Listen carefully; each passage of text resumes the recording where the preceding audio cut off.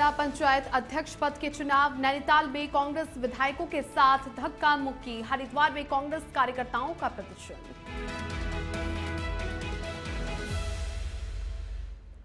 नैनीताल प्रकरण पर सियासी टकराव तेज। कांग्रेस अध्यक्ष ने बीजेपी पर लगाए गंभीर आरोप। कहा, बीजेपी सत्ता के लिए किसी भी हद तक जा सकती है।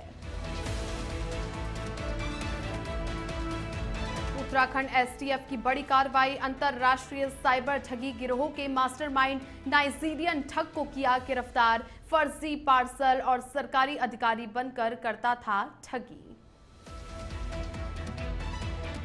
उधम सिंह नगर के सितारगंज में बढ़ा बैगुल नदी का जल स्तर। पुल डूबा। शक्ति फार्म से संपर्क टूटा। लोग छतों पर शरण लेने को मजबूर। एसडीआरएफ और प्रशासन मौके पर अलर्ट।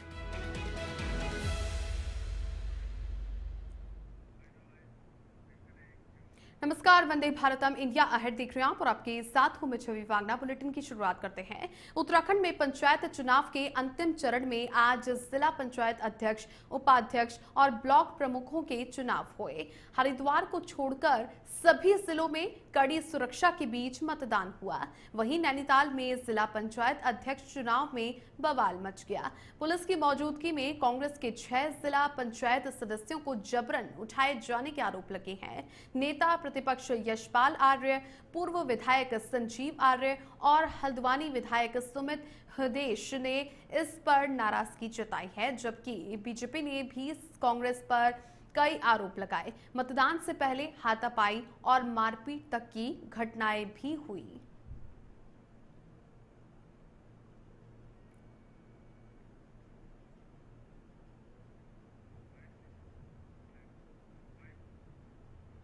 उम्मीदें तो मुझे लगता है कि इस प्रदेश की उम्मीदें भाजपा के लोगों से कुछ नहीं। जिस तरीके से हमारे जीते हुए लोगों को जिस गुंडागर्दी के साथ आज नैनीताल में उठाने का काम भाजपा की सरकार कर रही है, उसके बाद मुझे लगता है कि पूरे प्रदेश के लोगों को आज इकट्ठा होने की जरूरत है, क्योंकि ये सिर्फ कांग्रेस पे अटैक नहीं है, ये हमारे देश के लोकतंत्र पे अटैक है और इसका खामियाजा आज हमारी जो पब्लिक है उसको भुगतना पड़ता है। जो लोग कांग्रेस को जीत के आए, भाजपा ने उनको पैसों में खरीदा, जो नहीं बिक रहे आज उनके साथ मारपीट कर रही है, गुंडागर्दी कर रही है। इस प्रदेश के हालात जो भाजपा की सरकार में हो गए, मुझे नहीं लगता है कि इस सरकार में कोई उम्मीद करने की। नैनीताल में जिला पंचायत अध्यक्ष पद के चुनाव के दौरान नेता प्रतिपक्ष यशपाल आर्य और कांग्रेस विधायकों के साथ हुई धक्का मुक्की और अभद्रता के बाद में कांग्रेस में नाराजगी तेज हो गई है। हरिद्वार के कनखल चौक बाजार में कांग्रेसी कार्यकर्ताओं ने जोरदार प्रदर्शन किया, सरकार के खिलाफ नारेबाजी की और पुतला जलाया। कार्यकर्ताओं ने सरकार पर मनमानी और विपक्ष पर दबाव डालने का भी आरोप लगाया। यशपाल आर्य के समर्थकों ने चेतावनी दी है कि अगर हालात नहीं बदले तो वे सड़कों पर और भी उग्र आंदोलन करेंगे।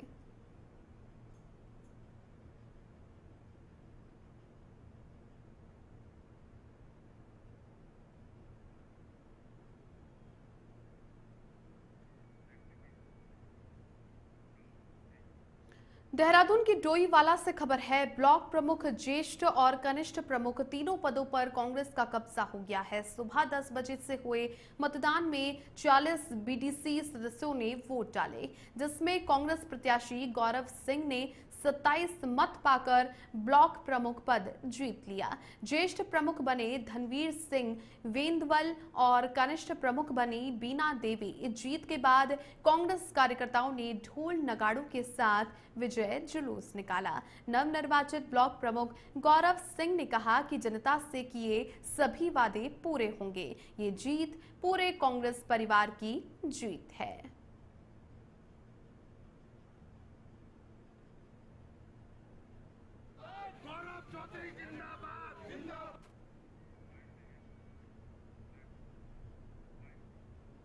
क्षेत्रों से, ग्रामीण क्षेत्र से कार्यकर्ता यहाँ पहुँच रहे हैं। ये कांग्रेस के आम कार्यकर्ता की जीत है। मैं सभी जितने भी निर्वाचित बीजेपी सदस्य, हमारे सदस्य हैं, उन सबको मैं धन्यवाद करना चाहूँगा। और बीजेपी के द्वारा जो लोगों को डराने की कोशिश की गई, लोगों को जितना भी डराने की कोशिश की गई, आपने देखा कि किस तरह से टीवी में हम लोगों ने देखा कि एक अपना हमारा जो कांग्रेस का प्रत्याशी है उसको कैप्चर कर लिया गया। नैनीताल में हमने देखा कांग्रेस के नेताओं पे, आदरणीय यशपाल आर्य जी हमारे विधायकों पर आक्रमण तक किया गया। मगर मैं धन्यवाद देना चाहूँगा डोयला ब्लॉक के जितने भी क्षेत्र पंचायत सदस्य हैं, 27 वोट हमें मिले हैं, सभी का धन्यवाद करना चाहूँगा, किसी से डरे नहीं। राहुल गांधी जी का जो कहना है कि डरो मत, आखिरकार हमारा कार्यकर्ता किसी से नहीं डरा। और कांग्रेस का आज ब्लॉक प्रमुख भाई गौरव चौधरी जी हमें मिलने जा रहे हैं। बहुत बड़ी जीत है, सबकी जीत है। जिंदाबाद जिंदाबाद हमारा भाई, जिंदाबाद जिंदाबाद जिंदाबाद। कितने मतों से जीत हासिल करी और कितने हमें 27 मत प्राप्त हुए और उनको 13। कार्यकर्ताओं के लिए क्या संदेश देना चाहिए? कार्यकर्ताओं के लिए संदेश है कि जो उन्होंने मेरे से उम्मीदें दिखाई है उनकी उम्मीदों में मैं पूरा खड़ा हूँ।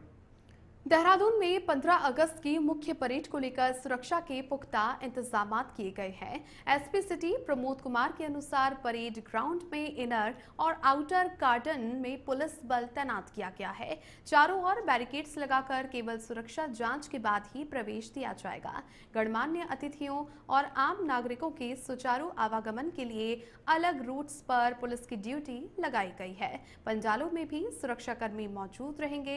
इसके साथ ही बीते 3 दिनों से होटल्स, ढाबों और बॉर्डर इलाकों में सघन चेकिंग अभियान जारी है। पुलिस का ये कहना है कि 15 अगस्त के कार्यक्रम में सुरक्षा से कोई समझौता नहीं होगा।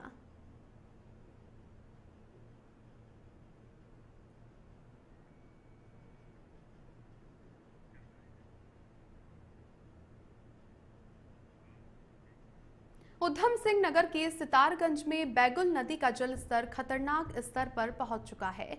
लगातार बारिश से नदी उफान पर है, जिससे शक्ति फार्म को जोड़ने वाला पुल डूब गया और आवागमन पूरी तरह से ठप हो गया। झाड़ी और बमनपुरी समेत कई गांवों के घरों में पानी तक घुस आया। लोग छतों पर शरण लेने को मजबूर हैं। बाढ़ के खतरे से स्थानीय लोगों में दहशत है और प्रशासन अलर्ट मोड पर है। एसडीआरएफ की टीम मौके पर तैनात है और हालात पर लगातार नजर रखी जा रही है।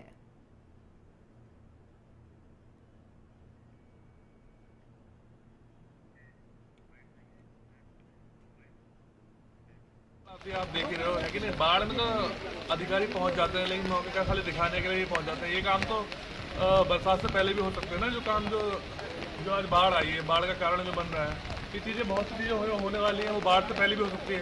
लेकिन मौके पे आदमी पहुंचता है, मौके पे आदमी फॉर्मेलिटीज करता है, इसका इंतजार ही करता है आदमी की बाढ़ आए फॉर्मेलिटी करता है ना। ये तो फॉर्मेलिटी हो रही है। कहने का मतलब ये है जो काम जो सबको पता है कि बाढ़ आनी है, बरसात होनी है, मानसून आना है, तो ये काम पहले भी कर सकता है। जो चीज़ जिससे ये कि पानी तरीके से निकलता रहे, है ना, ये सब काम पहले होने चाहिए, बाद में तो सब फॉर्मेलिटी ना रहे, इससे नुकसान तो हो। धराली आपदा के बाद में पुनर्निर्माण की कमान मुख्यमंत्री पुष्कर सिंह धामी ने रिटायर्ड कर्नल अजय कोठियाल को सौंपी है। केदारनाथ धाम पुनर्निर्माण का अनुभव रखने वाले कोठियाल अब धराली में राहत और पुनर्निर्माण कार्यों का नेतृत्व करेंगे। वहीं कांग्रेस के प्रदेश उपाध्यक्ष सूर्यकांत धस्माना ने सरकार पर सवाल उठाते हुए कहा कि धराली की स्थिति केदारनाथ से अलग है और अब तक फोटो खिंचवाने के बजाय काम ज्यादा होना चाहिए था। उन्होंने मलबा हटाने और नदी की धारा बदलने जैसी बड़ी चुनौतियों पर चिंता जताई।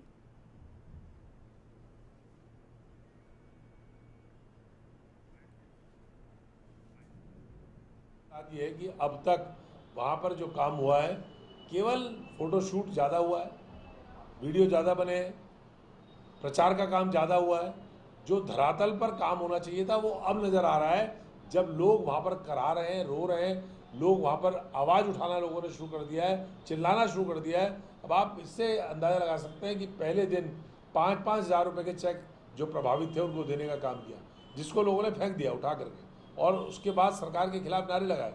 उसके बाद सरकार ने अब कुछ लोगों को 5-5 लाख रुपए वहाँ पर दिया है। लेकिन वहाँ पर जो असली चीज़ थी, मेडिकल सुविधाएं, वहाँ पर उनको टेंटेज मिलना चाहिए था, दवाएं मिलनी चाहिए थी। वहाँ पर 2 दिन तक डॉक्टर ही नहीं पहुँचे। वहाँ पर टेंटेज का कोई आज तक इंतज़ाम प्रॉपर नहीं है। वहाँ पर बहुत स्थितियाँ खराब हैं। लेकिन अब सरकार अगर उसके लिए कोई योजना बना रही है, महायोजना बना रही है, और उसमें अजय कोठियाल जी को जिम्मेदारी। देहरादून में आज जिला पंचायत अध्यक्ष और उपाध्यक्ष पद के लिए मतदान हुआ। सुरक्षा को लेकर एसपी सिटी प्रमोद कुमार ने बताया कि किसी भी तरह की गड़बड़ी रोकने के लिए भारी पुलिस बल तैनात किया गया है। मतदान स्थल के चारों ओर बैरिकेडिंग कर दी गई है और आसपास के अहम पॉइंट्स पर पुलिसकर्मी मौजूद हैं। ट्रैफिक व्यवस्था बनाए रखने के लिए अलग से पुलिस ड्यूटी लगाई गई ताकि मतदान के दौरान जाम या फिर आवागमन में कोई बाधा न हो। पूरे क्षेत्र में शांति और सुव्यवस्था है।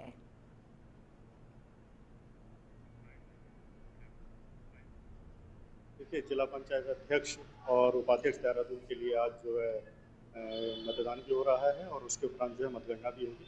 तो इसके दृष्टिगत जो है भारी मात्रा में पुलिस को लगाया गया है। जैसा कि आप देख रहे हैं कि बैरिकेडिंग भी की गई है और आसपास के जो पॉइंट्स है वहाँ पे भी पुलिस बल को तैनात किया गया है। साथ ही ट्रैफिक ड्यूटीज भी अलग से इसमें लगाई गई है। और अभी क्राइम पर कड़ी कार्रवाई करते हुए उत्तराखंड एसटीएफ ने अंतरराष्ट्रीय ठगी गिरोह के मास्टरमाइंड नाइजीरियन ठग को दिल्ली से गिरफ्तार कर लिया। आरोपी अंतरराष्ट्रीय फर्जी पार्सल और सरकारी अधिकारी बनकर के करोड़ों की ठगी कर चुका है। उसके पास से 15 mobile, 5 ATM card, 10 SIM card, 2 passport, laptop और अन्य सामान बरामद हुआ। देहरादून निवासी पीड़ित से आरोपी ने फेसबुक के जरिए दोस्ती करके 28.98 लाख रुपए की साइबर की ठगी की थी। जांच में बैंक खातों, मोबाइल नंबरों, व्हाट्सएप चैट और डिजिटल साक्ष्यों के आधार पर गिरफ्तारी हुई। एसटीएफ ने बताया कि मामले में आगे की कार्रवाई जारी है।